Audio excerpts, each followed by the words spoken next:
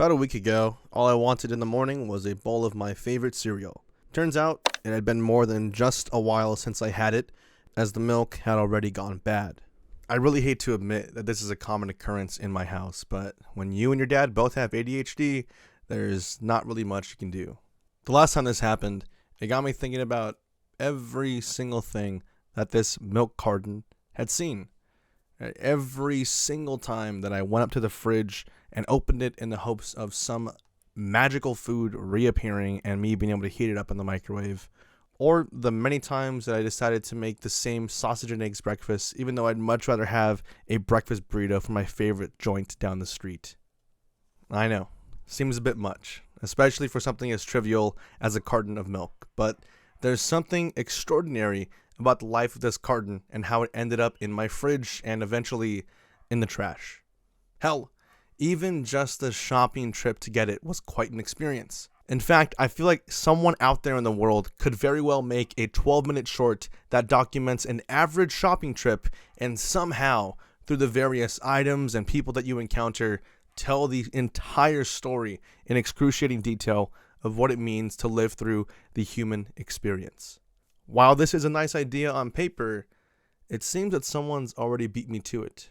This is Shop, a pop opera, a 12-minute short that debuted on Adult Swim that is a complete exploration of expiration. Expiration in this case meaning death. And death is something that comes to everyone's mind at some point in their life. Usually these thoughts come to us when a very close relative passes away, or it's one of those nights where you're left alone to your thoughts at 3 a.m. and there's nothing to do but self-reflect. Or maybe you are now pondering thoughts of death because of the life of an expired milk carton. I never thought in a million years that I would watch a short film that is essentially a 12-minute grocery store trip and have it mean something so deeply special to me. For those of you coming from my video on Opal, this is a definite change of pace in terms of what we get at face value. We aren't seeing any starving kids or insufferable adults, but Jack Stauber, the guy who created this masterpiece, did not stiff us on the amount of thought and care put into this short film.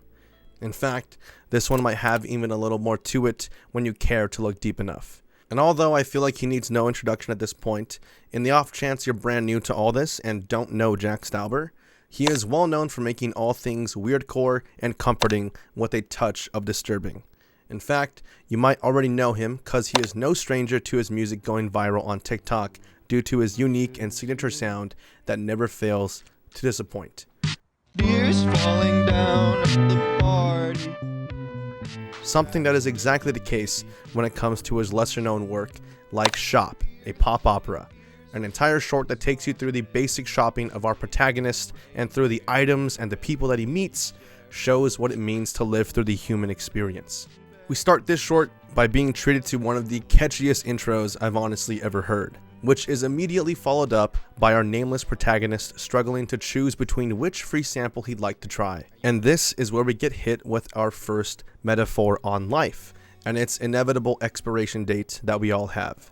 This struggle to choose a definitive path is a theme that we will see in many characters in this short, and I've taken most of it to mean and portray those who dilly-dally through life, not choosing or taking risks because they want to play it safe for the entirety of their existence. Again, this is just a seedling of the overall idea that will get further expanded upon as we continue to watch.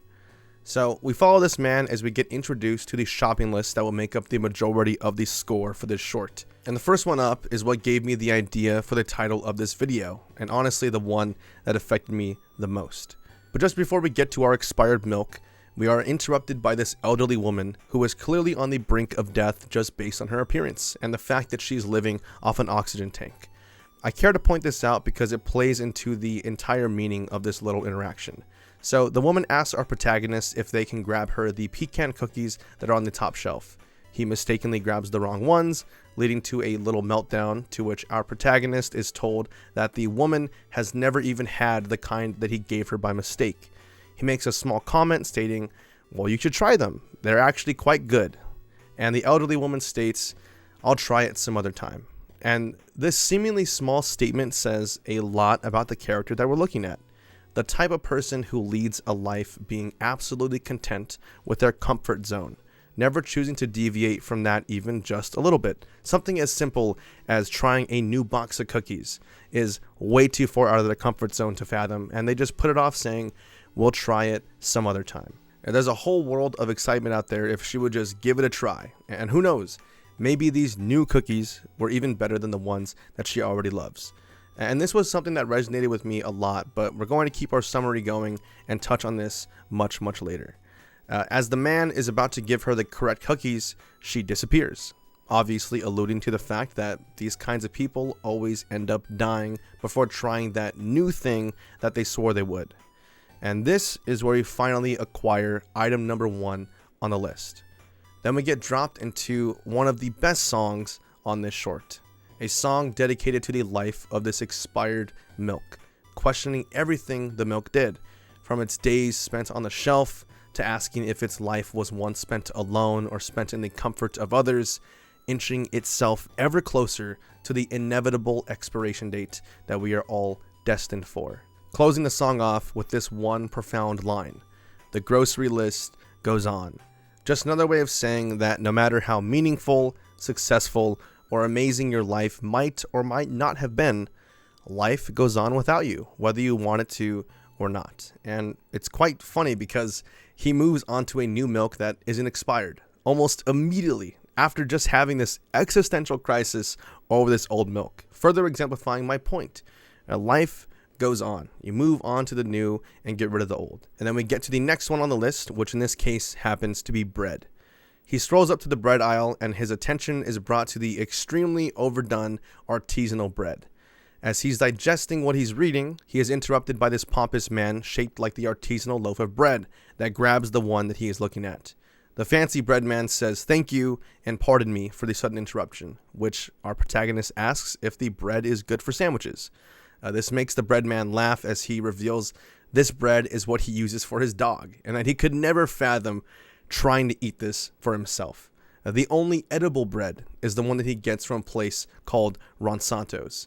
This quickly ends the interaction as the bread man leaves as they are in a rush to get to some kind of antique event, leading to our next song in the short. This one, all about the finer things in life.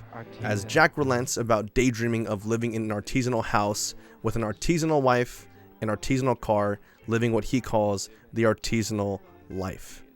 And if it wasn't obvious, this song is about something that I think most people dream about, which is living a life of luxury.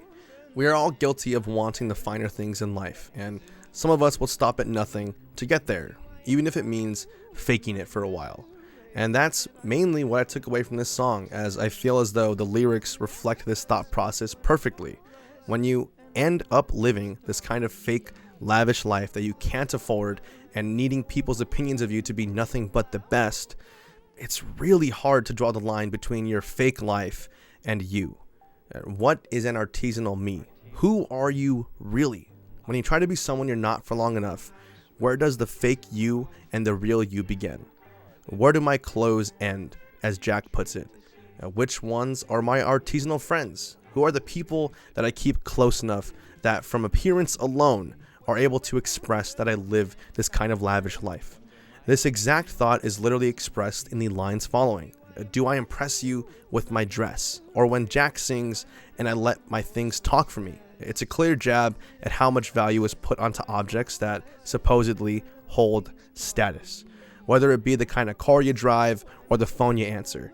You let these things almost speak for you in a way because they communicate wealth and power. Or at least that's what you're hoping they do. Ending the song off with a more realistic depiction of what happens to most people who fake it long enough. They end up back at square one with none of the material goods that they once had, wondering, what will I do when I'm on my own again? The song comes to a close as our protagonist ends up landing on a different, more casual brand of bread, which is very fitting considering the song that we just experienced. As we make our way down the list, we see our next item is paper towels, when all of a sudden a man with his wife in the aisle knock over a jar, causing it to smash into pieces. Just then, we are introduced to this paper towel-shaped employee who has one of the most striking lines of dialogue in this entire piece. As he's picking up the shards of glass, he accidentally slices the tip of his finger, to which our protagonist is obviously concerned, leading the paper towel man to say, "Don't worry, it's just mine."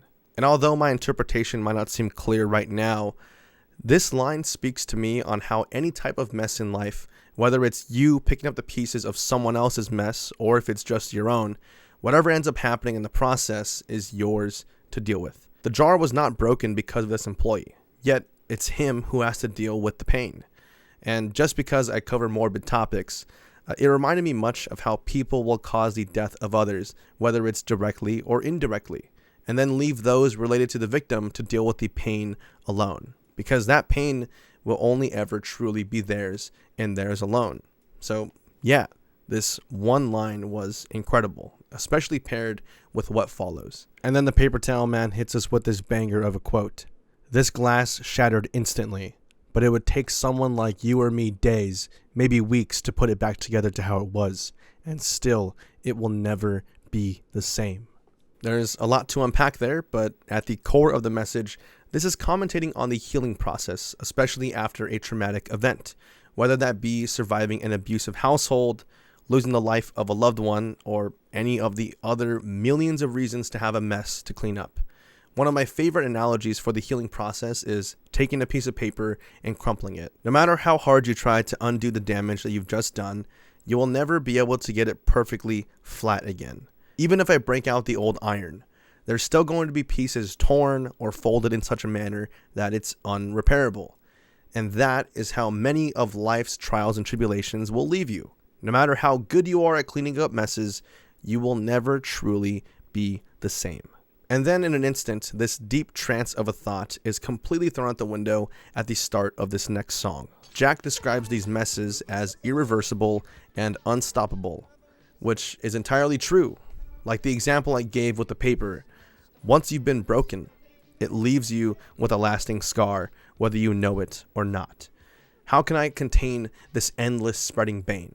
Or in other words, how do I deal with the non-stop onslaught of problems that come up every single day that I exist, big or small? They keep coming, and it's becoming this huge mess that I, and only I, will have to deal with at some point. Also, I wanted to note a word that comes up a few times in this section, which is entropy and entropic, which just means disorder and randomness. A clear reference to life's incredible ability to throw the most random problem at you when you need it the least. Calling this an infinite process with irreversible consequences, which is what it is. It's almost like an endless cycle of having problems come up and you dealing with them over and over again.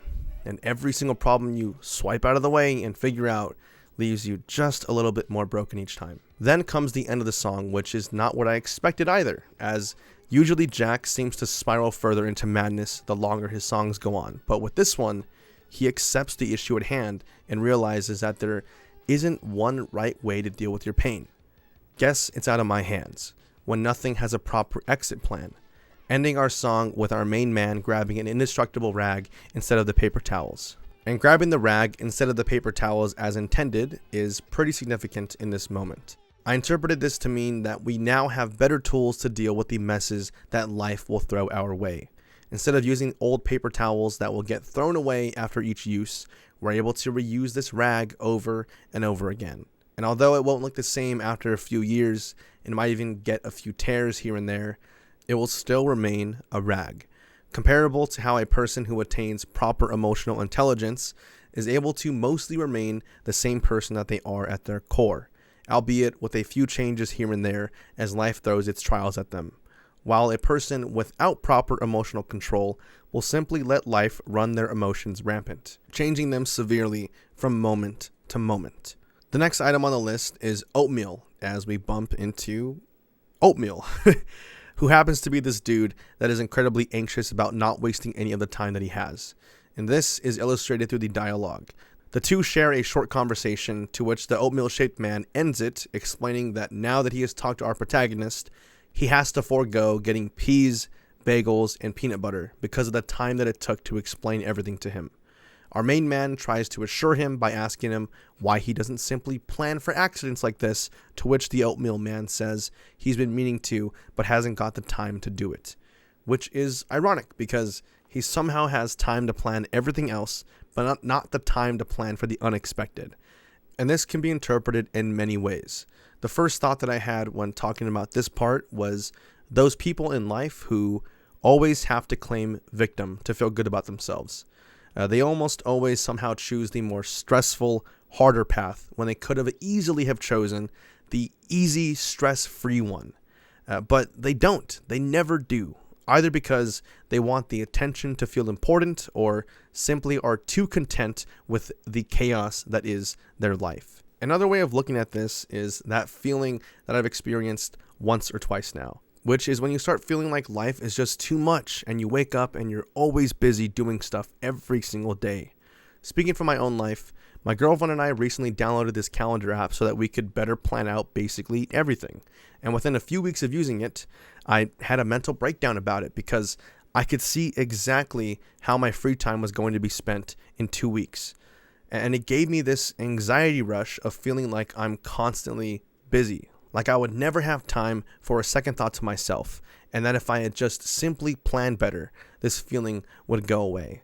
The lesson I learned from that experience was that it's okay to simply leave some days or weeks open for myself. I needed a balance of planned fun and unplanned fun. And this duality is perfectly exemplified in parts of this song, which is aptly named Oatmeal. The song is about the struggles of maintaining a routine due to the chaos that life will inevitably throw at you, exploring the two sides of the coin. On the one hand, if you plan for everything, nothing can blindside you, and that also leaves life feeling bland and feeling like it's going too fast, flying by as death races ever so quickly towards you. But on the other hand, you could be routineless, which is one way to adapt to the chaos, right? If you have no routine, you are always on the fly and you can literally adapt to anything because you have no plan.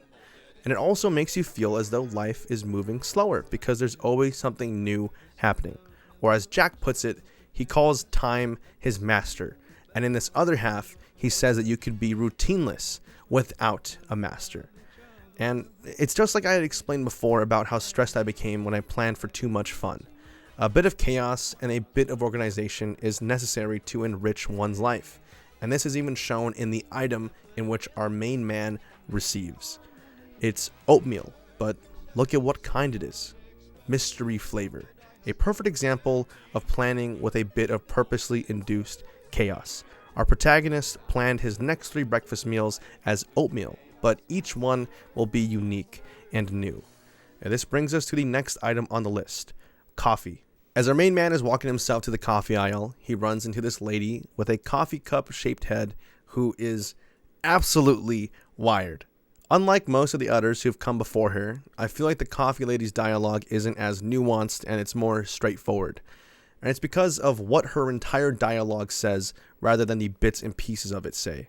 She's jumping from point to point, even saying that she forgot to pick up her son from daycare, and to me, this just looks like someone who was over-relying on this product to quite literally get through her days and survive.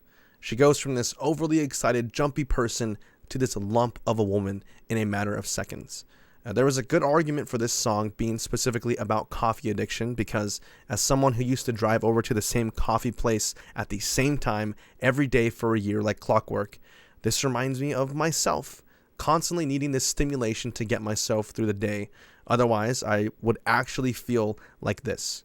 But I can also see those who may feel like the coffee itself is just a replacement for any form of addiction that gets you through your day. It doesn't necessarily have to be a drug of some sort. It could be even something that seems fine on the surface, like video game addiction. In essence, I think it's just the idea of going through your day dreaming about being able to spend time with whatever addiction or vice you've chosen for yourself. And I think the song reflects this entirely. One of the first lyrics that struck me was, "If it swallowed me whole, would I see it?" This is quite a common attribute of any form of addiction. Most people don't know when it's taking control of their entire life until they are able to truly see themselves from an outside perspective. This especially becomes the point when the line right after is about questioning whether they need this thing to survive. And while we're here, can we just appreciate these amazing visuals? right? I mean, putting the coffee cup as part of the body, needing it to survive. Just awesome. And this is why I love Jack's work so much. But pulling us back into this thought, Jack questions if it matters which coffee he drinks, or is it all the same by now? Reminding me of how those who dive into addiction end up requiring different forms of whatever your addiction is at higher quantities for it to hit the same. Questioning the inevitable relapses, which is shown in this lyric about being dumbfounded when you slip. And the last part of this song is about the person who's singing it wondering if maybe it's time to call it quits on this thing that they've used to cope with their life. Maybe they need a cup of self-control, even if it may feel better to use their vice instead of using that time to self-reflect and change. It's worth noting that the coffee our protagonist ends up choosing is decaf, a subtle nod at that everything in moderation theming, which I feel this entire section is striving for. This brings us to the last grocery item encounter. Notably absent from this section is another person that introduces the item, and instead, the cheese aisle itself is the entity, which gets its own dramatic introduction as the 5 aisles of grief. And now, a dark walk through the 5 aisles of grief. Aside from the amazing pun use of different types of cheeses in the lyrics, this song appears to be a full run-through of a person who can't make decisions. When they are presented with something as simple as what cheese to choose for the night, they can't fathom having to do it on their provolone, as Jack puts it. They'd rather have someone else select their cheddar. One line that I feel like stands out from the rest is this one: "Are these blues permanent?" Which I took as a way to express how people like this end up feeling blue most of the time because they let life take the wheel instead of grabbing a hold of it and driving on their own path. If you end up living this kind of existence where you are constantly letting other people's decisions run your life, you never end up truly satisfied, as is the case with our protagonist by the end of this song, who just closes his eyes and says that he's going to let the universe decide his cheese for the night, ultimately picking something that he's indifferent to, and states that he could have picked something better than that. Then, all at once, every single lesson that he's learned from the other 5 items accrued and the people that he's met along the way through his supermarket journey hit him at the same time, piecing together into a final masterpiece, exclaiming that he can finally make a choice that he knows is good enough to be a good go-getter, then following up on every lesson I've discussed thus far. Every milk will expire, meaning every single person you know and love will eventually end up 6 feet under. Toss your oatmeal and try something new. Stop wasting your time on the same safe choices and add something fresh to your life. You might just discover that that new flavor is an instant favorite. Everything in moderation is the key to a happy life, as exemplified by the line, "Coffee, moderation," followed in suit by the "Life is messy" line, clearly referencing the lesson from before about accepting that life will always be messy no matter what balance you strike with it. And finally, remembering that no matter what appearance or vibe you give off, never let it consume your life. Your bread isn't you. Realizing all of this within a matter of seconds allows our protagonist to finally get enough courage to make a decision on that free sample that he wanted to try earlier, landing on the strawberry yogurt, which oddly enough is shaped like our protagonist's hair. As he tries it, his eyes fill with joy as he exclaims that it's amazing. And although he's disappointed to learn that he is not allowed to try the other one, he is fully content with his decision, and with that, closes off the entire short. The amazing thing about Shop was something that I've discussed already in my video on what makes Jack Stauber so amazing, and it's his ability to find the extraordinary in the ordinary. I said it before, and I'll say it again. This entire short is a mere 12-minute grocery store trip that takes you through the entirety of what it means to be human. We learn from the song about milk that our time on this planet is truly limited. And I'll be the first to say that this song truly broke me when I heard it years back. It broke me mostly due to the fact that these kinds of existential topics would always throw me for a loop because of my inability to deal with them. This was before I had seen It's Such a Beautiful Day and built the tools to deal with this kind of realization. The realization that every milk will expire. Some will live a happy and prosperous life, while others will stay content with whatever life gives them, leading to what many might call a pretty sad life. But regardless of how the life was lived, they all end up either empty from being drank or expired and thrown away. The choice to go out with a bang, hanging out with friends and family, or simply to rot away on the shelf in isolation, is your choice alone. And this is why the elderly woman is shaped like the milk, because the milk is obviously supposed to represent her, but also on top of that, she's also shaped like a house. Like in the song, we see the milk cartons be used as homes, and I think that it plays a lot into this to have the woman have these house-like features, like having the ends of her hair and the top of her hair kind of look like the ends of a straw house, and having the tank represent a chimney. The type of person that would throw away the chance to try a new box of cookies is the same type of person that would keep to themselves until they disappeared. This choice of the journey that you take in life, whether it be becoming the homebody type or transform like our protagonist, is entirely yours to make, as the destination is going to remain the same either way. Or how about what we learned from the song about artisanal bread and living the artisanal life? This is something that a lot of us end up going through at some point in our existence. We face this choice each day.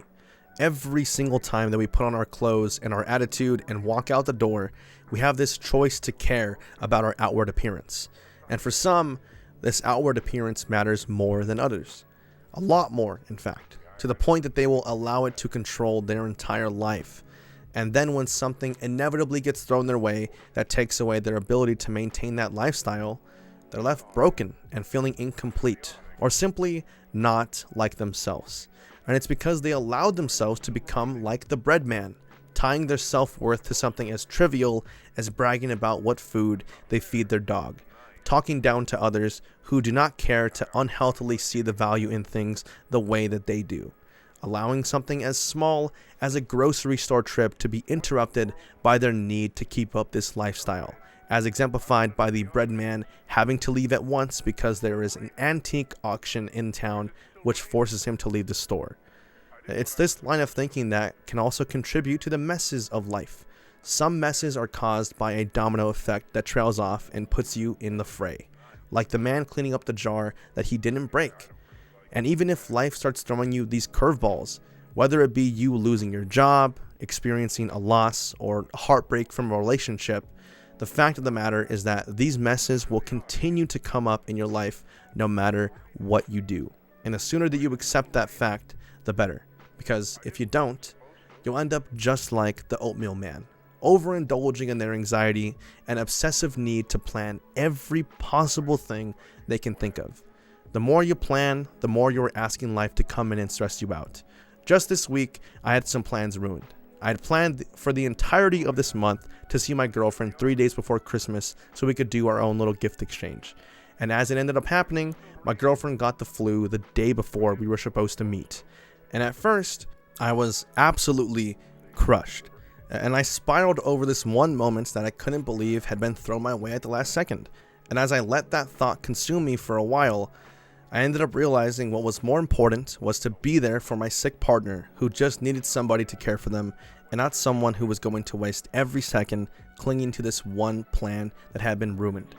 And it's funny looking back on that, because even though it's been nearly a week and now everything has been squared away, I could have easily let that one event ruin my entire week instead of just accepting that some things cannot be planned for. You can prepare as much as you want, but a lot of life will end up being these happenstance events that you get thrown into. It's all about finding a balance between those unplanned and planned events to keep you from going insane. Because allowing the chaoticness and routineless, adaptable life to consume you, you will become just like the coffee addict, over-relying on some vice of yours to temporarily give you some much-needed happiness in between those moments of depression. It's incredibly easy to try and avoid burnout by utilizing an external factor to give you the boost that you need. For some, it's drugs. For others, it's coffee. And for me, it was video games. Over the last year, if you take a look at my channel, you'll see as of recent that I've been uploading a ton. And no, it's not because of something external, if you know what I'm saying. It's because I stopped doing what I had been doing, which was playing video games or online TCGs at every waking moment. There would be days where I would play online and rank up for hours on end on one game, and then when it seemed like it was dead and nobody was online anymore, I would switch to the next. And I would spend hours upon hours using these games to fill in the time between what I found to be an extremely stressful year. I've lost so many relatives in the past year, so many unplanned messes that I've been left alone to clean up. And sometimes I needed that sip of coffee every day, to the point that I became over-reliant on it. And when the video games weren't enough, I turned to wanting to be seen a certain way by my peers, like the artisanal bread man. I'd been asked by YouTubers like Daniel Profeta or Elijah from Media Adoration for help on videos, thumbnails, and collabs, and it made me feel special. I talked about YouTube like I knew what I was doing, like I was this grown-up YouTuber helping the smaller ones, and I was very prideful in doing so. Only in the process, I let that pride consume me and make me think that I was bigger and better than I truly was. Sure, right? I had millions of views on some videos, but where has that gotten me now? Going months on end without uploads and just losing a passion for video making? Right now, you could say that I'm nearing the end of my cheese aisle journey, as I've been creating like I never have before. I've done more work in the past 2 weeks than the past 4 months combined.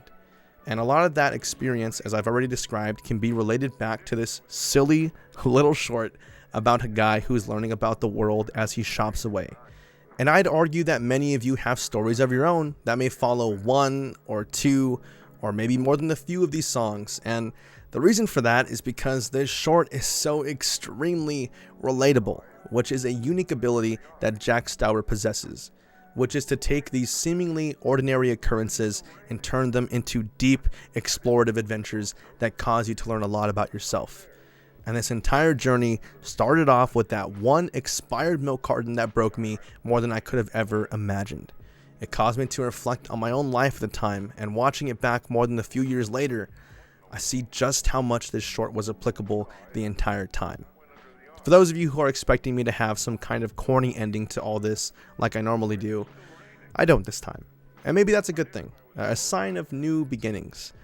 Or maybe it was just because it was hard to think of a way to end this video off by saying the title, but either way, if you want more Jack Stauber content, I have a video that you probably haven't seen already going over my feelings towards this man and his work, and how said work has gotten me through more than enough rough patches without him even knowing. And be on the lookout for my video ranking every single Jack Stauber video, including this one. And hopefully after watching this video all the way through, there's at least a few of you who I know have a story to share that ties into the deeper meanings of Jack Stauber's Shop, a pop opera. What in the world? No, I went under the awning. If you made it here, and you made it to the end of today's video, I can't believe I got this video done as fast as I did. I think I've gotten this one done in like 3 days. Writing the script was kind of the hardest part because I didn't really know how to feel about this short. There's so much that goes over it, and I'm sure I've missed a few little points here and there, or even skimmed over some stuff that I said I was going to talk about and I didn't. But I had the video out, and it feels great knowing that this video will be done in like, right now obviously the video's not done. As I'm recording this, I'm literally recording the video. But I know how fired up I am recently, and I know I'll get this done like tomorrow, the day after. And yeah, it feels good. I was being like dead serious about what I said in the last video.